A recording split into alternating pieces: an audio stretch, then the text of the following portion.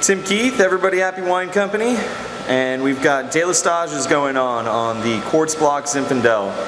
William Wallace, Hamish, and Robert the Bruce. So anyway, we name them just because it keeps us from going insane.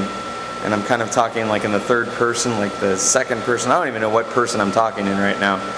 Either way, I'm in the winery, I'm all alone, it's late, music's pumping in the background. Gotta do something to stay sane or stay more insane. Anyway, I'll get you a shot. Wine being pumped out. I don't think that shot shows anything. Alright, so the bin is empty now. You can see that. Of all its free run juice, and I'm going to try to say this quick because I know in this ADD world that we're living in, we've got about 2 minutes to work with, so I'll say it quick.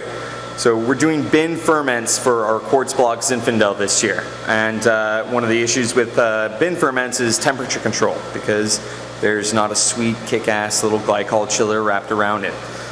So one of the techniques we have to work with is called a Delestage. Now for me, Delestage is what we've done, pumping it out from the bin into a tank, letting it sit in the tank, and so what you're able to do from this is actually get a little bit of a temperature drop in the fermentation. And all of these bins are about 5 bricks, so we're kind of hitting our finishing point.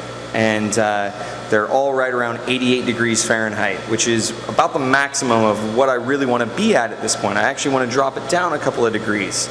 So we do a Delestage, we pump it to tank, it cools down a little bit, and then we pump it back over, and it basically, we start to get an equilibrium temperature of the cap, which is all the skins that have flowed to the top, and then the juice. And basically, it creates this homogeneous environment that's really super sweet for the yeasties to finish off their job, especially right near the end of fermentation where nutrients are starting to be depleted, alcohols are raising, there's less sugar, and it's a lot more difficult for them to finish off the process. So we're kind of giving them a little helping hand, getting a little oxygen into it, and then dumping it back over to cool it back down so it's in a more kind of viable range for fermentation to happen, especially at the end of a fermentation. And now, to use the parlance of our time, the money shot. Wine going back into bin, chilling it down, finishing off fermentation.